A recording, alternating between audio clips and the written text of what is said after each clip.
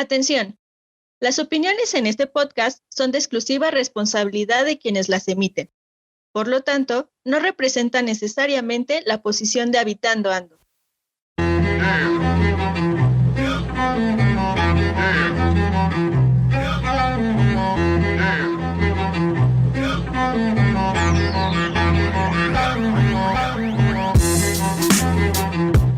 Habitando Ando es un podcast dirigido a todas y todos los habitantes de cualquier lugar que, sin importar el contexto, viven, sienten y piensan el territorio según su andar.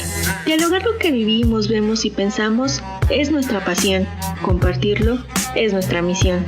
Ajuste sus audífonos, prepare su café, porque las charlas con el territorio están a punto de suceder.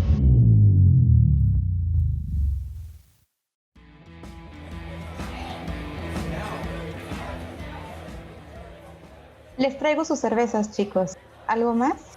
No, muchas gracias. ¡Güey, salud! Hasta que por fin se nos hizo vernos, loco. Desde que terminamos la uni no nos habíamos visto. Y adivina, ya tengo nuevo trabajo. ¿Es neta, amigo? Cuéntame. Sí, me hablaron hace un mes y fui a hacer entrevista y ¿qué crees? Me aceptaron luego en la planta de coches. Entonces ya llevas un mes en tu nuevo trabajo. Oye, muchas felicidades. Pero, ¿qué eso no está hora y media de aquí? Y a veces hasta más, pero como me voy en el transporte de la empresa, me puedo ir durmiendo en el camino. No, hombre, pues yo no lo veo tan padre, ¿eh? ¿No? ¿Y eso por qué? ¿Qué le ves de malo? ¿Qué no se te hace mucha pérdida de tu tiempo? Hora y media de ida y luego hora y media de regreso para tu casa. Pues normal, ¿no? Digo, al menos para cómo está la ciudad. A ver, ¿a qué hora te vas despertando? No, pues el camión me recoge 5:30. Entonces me tengo que levantar mínimo una hora antes. Y eso, pues bueno, a veces no me da tiempo de desayunar. 5:30 de la mañana. Pero oye, ¿y el regreso a tu casa? ¿A qué hora es?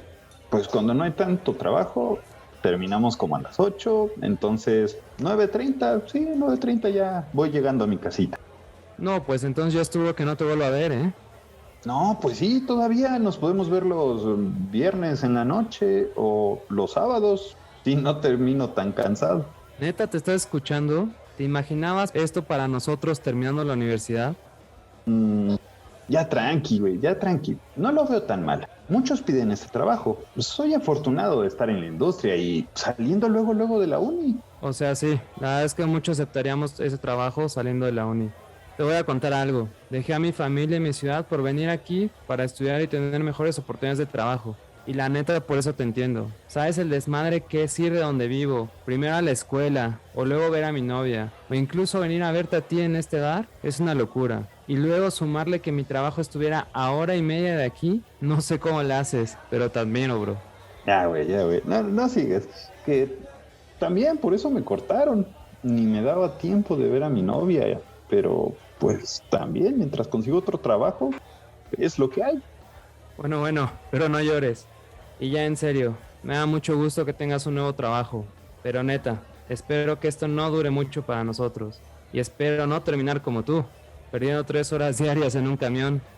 Pues la verdad, ya me pusiste a pensar. Ay, no quiero que sea lunes. Ya, tranqui, campeón, la vas a romper.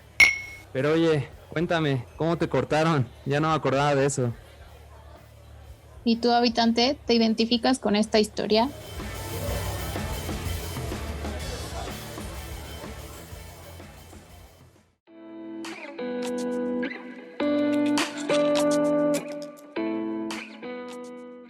Bienvenidos a Habitando Ando, el podcast para todos los que viven, sienten y piensan el territorio según su andar. Como saben, es un gusto platicar con ustedes en nuestra segunda temporada, donde junto con Roy y nuestro invitado especial, hablaremos de los posibles impactos que puede ocasionar el crecimiento urbano.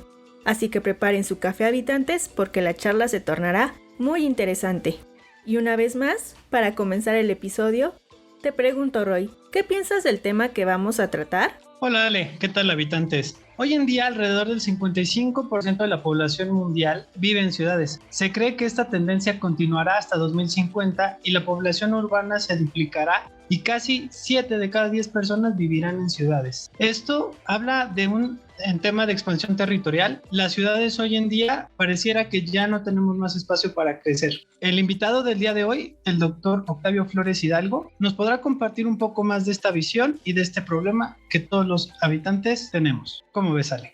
A mí me parece muy grato compartir este espacio con el doctor Octavio y más con este tema donde primero tanto nosotros como a nuestros habitantes nos gustaría saber por qué crecen nuestras ciudades. Hola, ¿qué tal Ale? ¿Qué tal Roy? Pues fíjate que cuando uno se enfrenta a un tema tan complejo que es la ciudad, que el origen es muy básico, es tener una población de personas que trabajen en zonas industriales o en servicios, que tengan todo de una manera fácil, práctica, para ser muy eficientes en los procesos productivos. Entonces, conforme las ciudades se van enriqueciendo, van generando excedentes, pues va a ir creciendo por lo atractivo que se vuelve en función de lo que ofrece. Esa es una gran tendencia y una gran necesidad de las ciudades en su proceso de desarrollo, porque eso va a hacer que cada ciudad va a buscar ofrecer ciertos satisfactores o va a tener cierto nivel de ambición para poder expandirse y buscar opciones. Hubo muchas limitantes en el tiempo, como eran los ejidos o como zonas de reserva. Depende de la ubicación de cada población y de la conexión que exista a nivel de traslados, ya sea de ferrocarril, de barco o de vías de comunicación carretera. Eso es lo que hace y posibilita la ubicación estratégica y el desarrollo de las ciudades. Tiene que ver una gran diferencia lo que tenemos en las ciudades de frontera con las ciudades del centro del país, contra las ciudades del Bajío, contra las ciudades del sur de nuestra república. Y eso lo podemos replicar en cualquier parte de Latinoamérica y del mundo, que van a obedecer a una dinámica que tiene que ver con un nivel de generar producción interno bruto a través de toda la industria, servicios y satisfactores que van a concentrarse en la ciudad a través de estas poblaciones y estos asentamientos. Ahora, una de las grandes preguntas que creo que todos los habitantes nos hacemos: ¿quiénes son los responsables de la planeación de las ciudades? Es decir, hay riqueza, hay distribución, hay necesidades de comunicación, pero ¿quiénes son los encargados o quiénes deberían ser los encargados de planear nuestras ciudades? Fíjate que históricamente, Roy, en muchos años en el mundo ha habido planeación. Vamos a ver Plan Cerdá en España y vamos a ver muchos otros lugares que ha habido una planeación, una visión de cómo quiero la ciudad, qué quiero para mí, cómo quiero vivirla, cómo quiero disfrutarla. Esas grandes transformaciones que hizo el barón de von Haussmann en París, ¿no? Que transformó la ciudad medieval en una ciudad articulada ya por el vehículo con grandes avenidas, y que en México fueron grandes ideas que se fueron metiendo, pero sin una visión completa de ciudad, pero sí de territorio. Es decir, a través de elementos concentradores voy a empezar a articular las distintas poblaciones con carreteras, pero no el diseño de la ciudad. ¿Y qué pasó? Que en los 70s viene el boom de la planeación nacional. Fue impresionante. ¿Por qué necesitábamos hacer planeación nacional? Porque era el proceso del desarrollo de la gran industria. Y entonces el gran industria motora provoca la necesidad de diseñar las ciudades para hacer todavía más eficientes los procesos productivos. Todo tiene que ver con el just in time. Entonces, cuando en eso lo logramos, empezamos a generar los grandes planes de zonas conurbadas, los grandes planes de ordenamientos a nivel nacional y que se concentran en la Ciudad de México con SAOP y con otras de las grandes instituciones. ¿Cuál fue el gran error?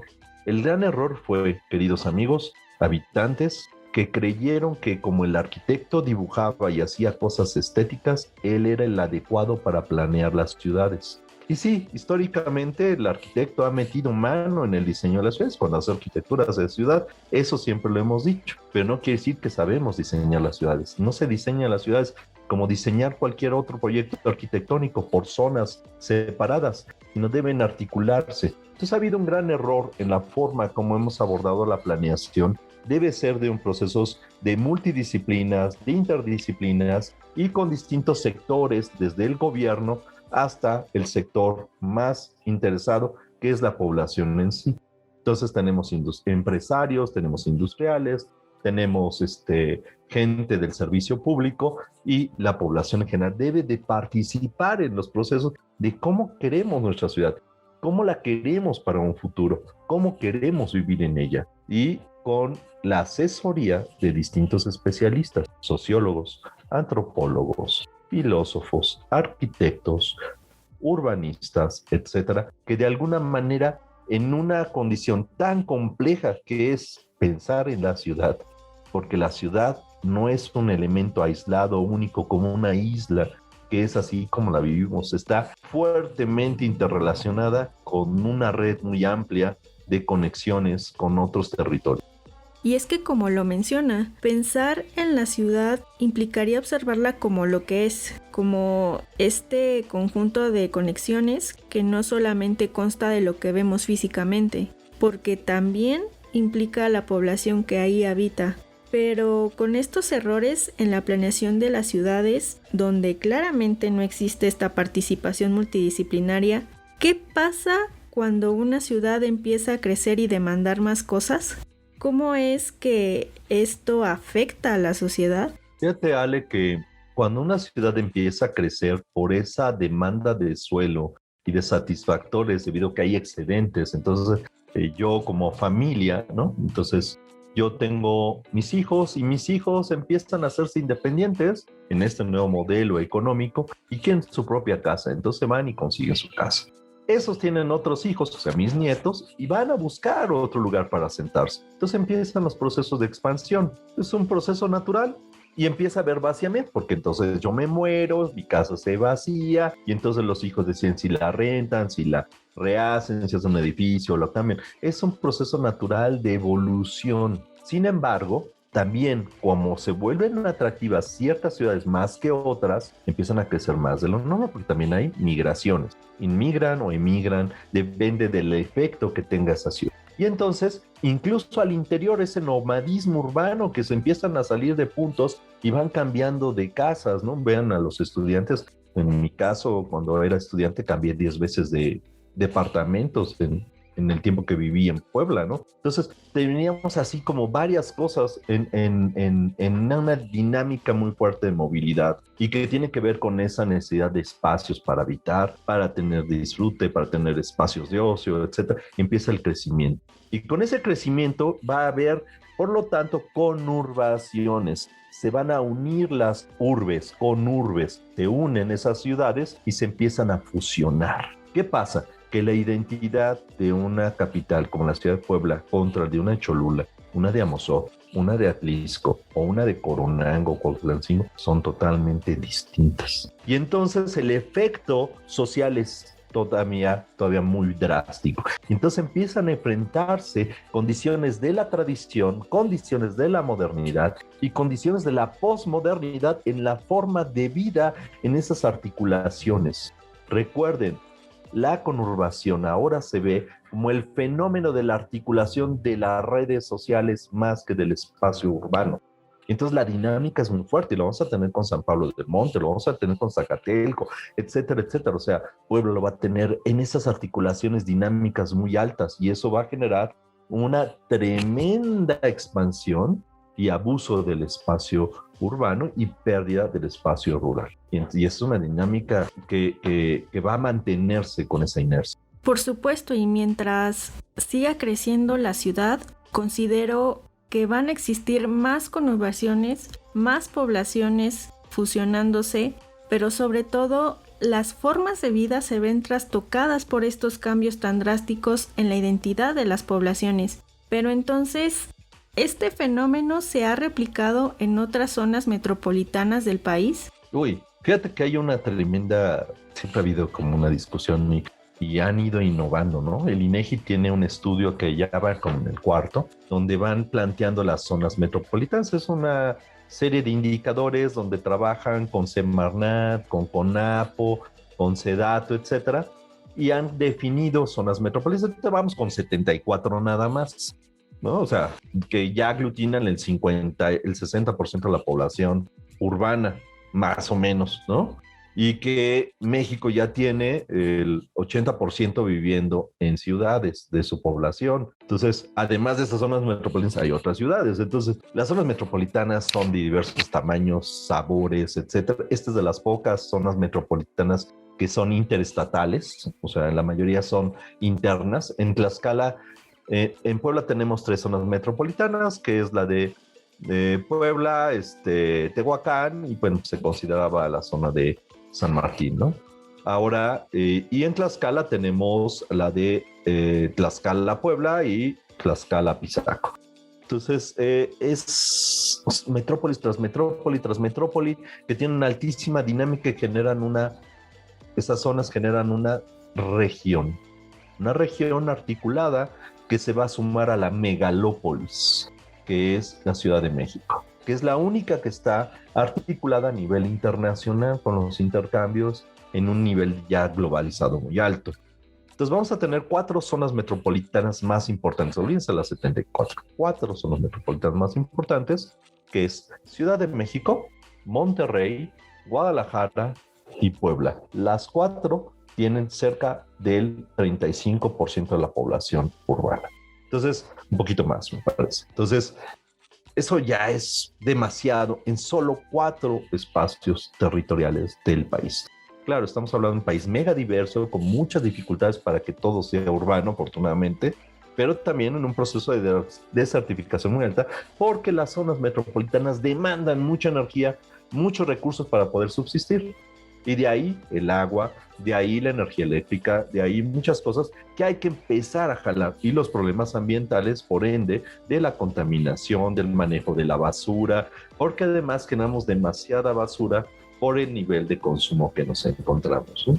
Que de hecho es algo importante y era una de las siguientes preguntas sobre estos efectos socioeconómicos y ambientales que tiene este crecimiento de las ciudades y llegando a estas zonas como la megalópolis o las zonas metropolitanas que mencionas. Entonces, a grandes rasgos podríamos platicar un poco sobre qué ventajas y desventajas tiene el crecimiento de las ciudades, porque por donde un lado se ve crecimiento y desarrollo, tal vez a nivel social se ve inequidad o se ve pobreza, ¿no? Claro, no, miren, siempre dicen por ahí que los números no mienten. Y eso es clave en todo. Porque podemos especular y decir y que sí está muy feo y que las cosas están terribles o que no. Los números, muy sencillo. Hemos perdido cerca del 15% de toda esta zona metropolitana de las áreas agrícolas y se han perdido vegetación. Del 15% del territorio. Se ha abordado en zona urbana el 10%, es decir, porque hay un 5% más que se ha perdido. Procesos de erosión, no hombre, gravísimos. Se han dado más del 5% de los procesos de erosión constantes. El nivel de concentración, ¿qué les puedo decir? Puebla ha crecido en datos duros 7 veces más su territorio contra 4 veces que lo han hecho las otras metrópolis. Y la población se ha mantenido en el mismo ritmo de crecimiento que las demás metrópolis. ¿De qué nos está hablando? Es que nos hemos expandido más en Puebla que el resto de las metrópolis. Somos una metrópolis sumamente dispersa. 12.58 veces crecido la superficie de la zona metropolitana de Puebla. O sea, es exagerado. Hay un 14% de viviendas deshabitadas. Bueno, ese dato, Roy, tú lo dominas más que yo. Entonces, hay cosas ahí que es muy triste porque estamos en un proceso de deterioro del espacio con una bajísima densidad. Estamos hablando de densidades del 50, del 40 habitantes por hectárea. O sea, es una cosa muy baja contra 106 más o menos que tiene la ciudad de Puebla. Entonces, ¿qué pasa con eso? Pues vamos a tener que en Puebla vamos a tener altísima concentración de riqueza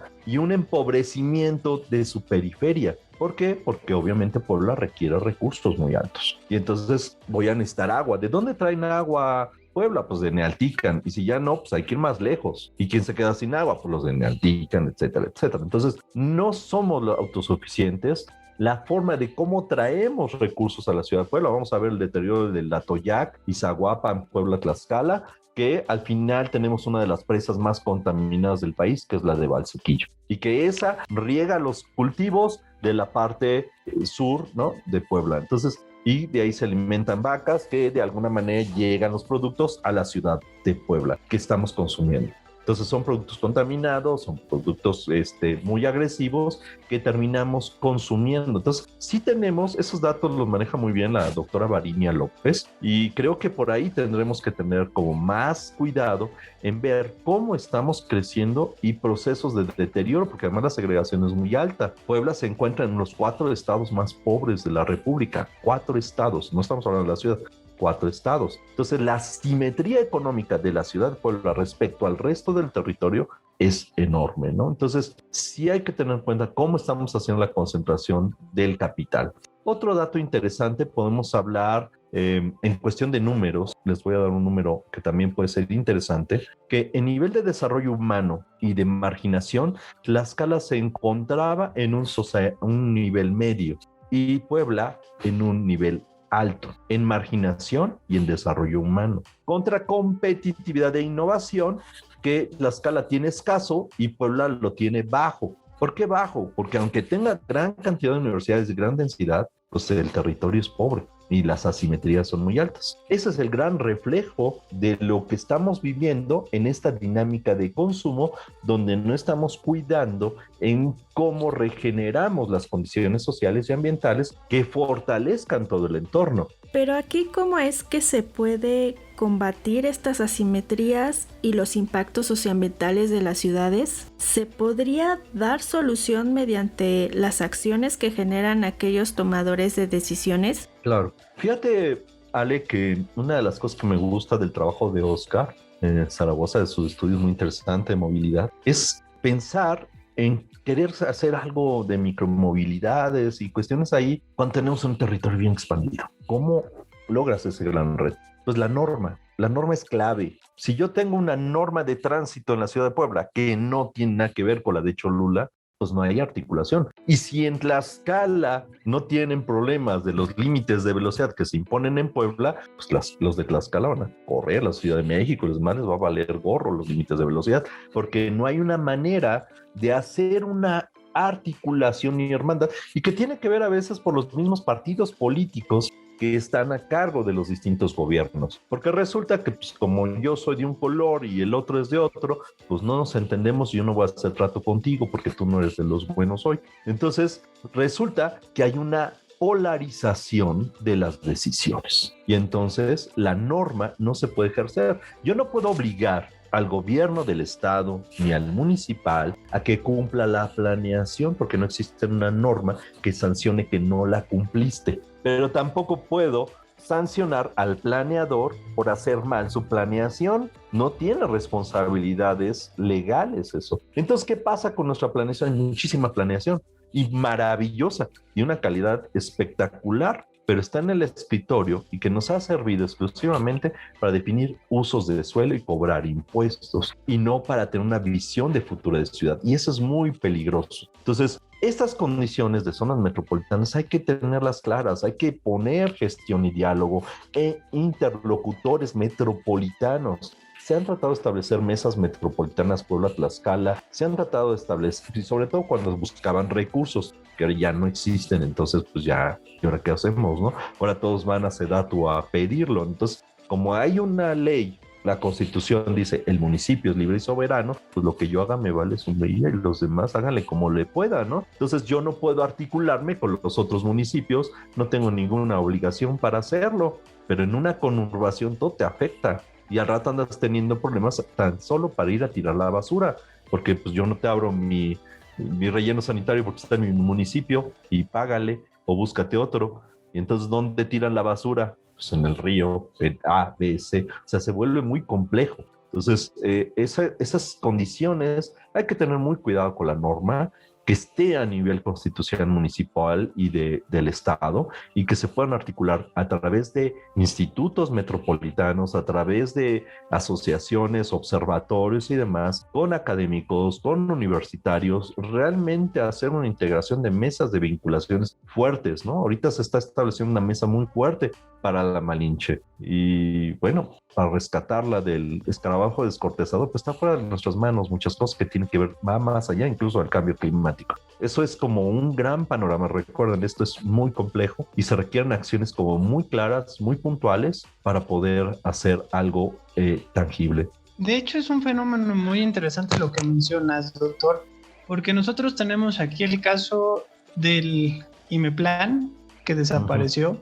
Así es. Fue un fallo tal vez en la toma de decisiones para poder hacer esta coordinación con Puebla, Tlaxcala y los demás estados.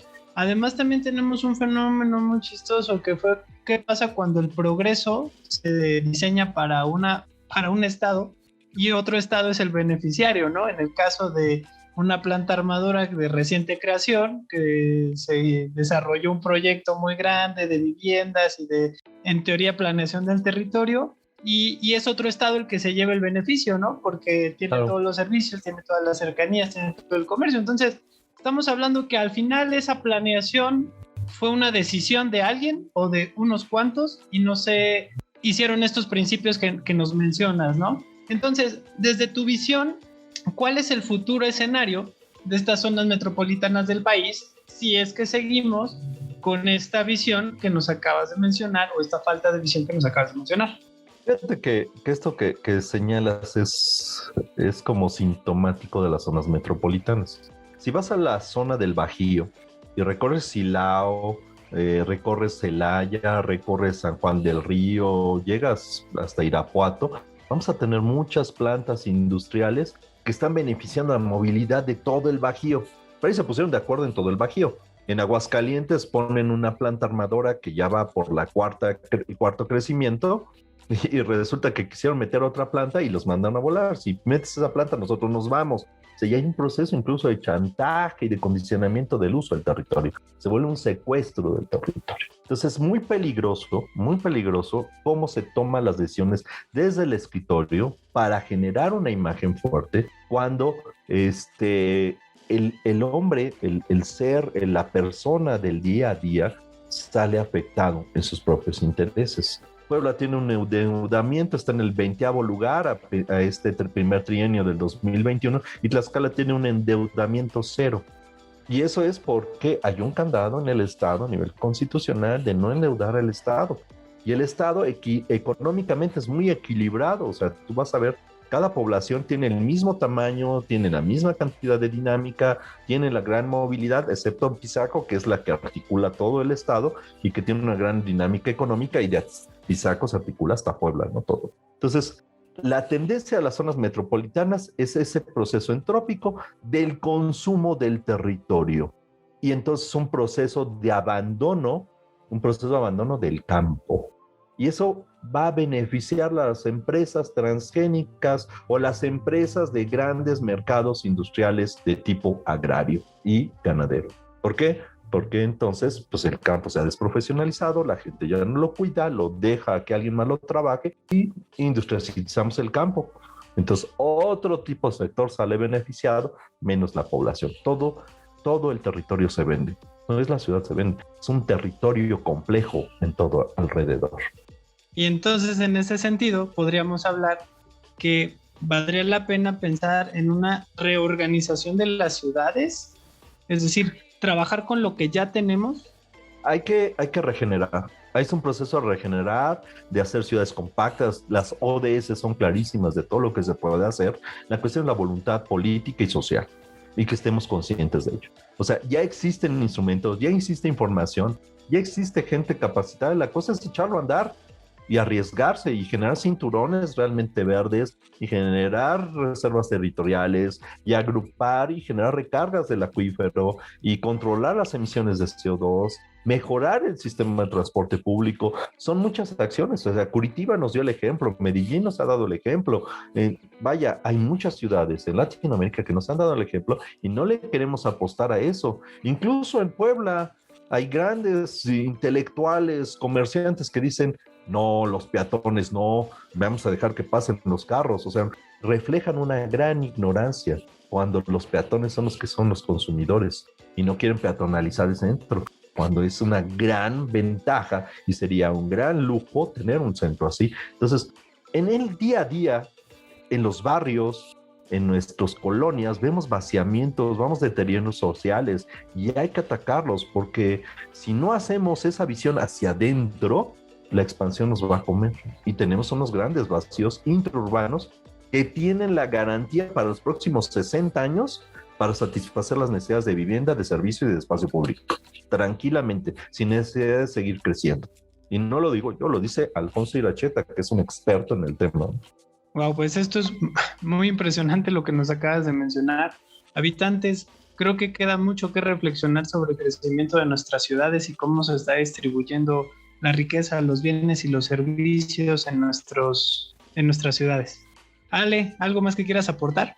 Sí, yo pienso que uno de los aportes que disminuyan los efectos negativos en el crecimiento de una ciudad es la gestión y el diálogo. Como lo que vimos en el capítulo de observatorios urbanos, es un trabajo en conjunto entre tomadores de decisiones, académicos, colectivos y hasta la población misma, porque la participación y el habitar una ciudad con las condiciones necesarias para vivir es el derecho de todos. Con esto cerramos el episodio de hoy. Doctor Octavio, muchas gracias por charlar con nosotros. Nos gustaría saber dónde podemos ver su trabajo de investigación y sus redes sociales para que los habitantes lo puedan conocer un poco más. Bueno, soy catedrático en la UPAEP, es un honor estar ahí. También doy clases en la Autónoma de Tlaxcala. Y bueno, pues he trabajado en temas de metrópolis en mi proceso de formación, tanto en maestría como en doctorado. Y pues de alguna manera, de manera contraria, también me he involucrado en proyectos de desarrollo comunitario y desarrollos de tipo ambiental, sobre todo en criterios ya de permacultura, ciclos verdes, etcétera, porque el secreto está en trabajar en lo cotidiano y con la gente. Entonces, esto último es muy importante, el amor a lo que haces y a dónde vives. Entonces, mi trabajo está en esa área. Hay algunas publicaciones por ahí que si quieren consultar, sobre todo en el CISER y en la UAP también. Entonces, pueden verlas, pero mi correo es octavio.flores@upae.mx, en Facebook como ARC Octavio Flores, ¿no? Ahí me pueden encontrar. Y bueno, pues cualquier otra cosa, pues estoy para servirles. Y habitantes, escuchen a estos muchachos, son muy buenos y muy interesantes todo lo que están logrando. Felicidades, jóvenes, felicidades, amigos. Pues ya lo escucharon, habitantes. No olviden conocer el trabajo de nuestro invitado y seguirnos en nuestras redes sociales, en Instagram como @habitando.ando y en Facebook como Habitando.ando. Disfruten, defiendan y vivan su territorio. ¡Nos vemos!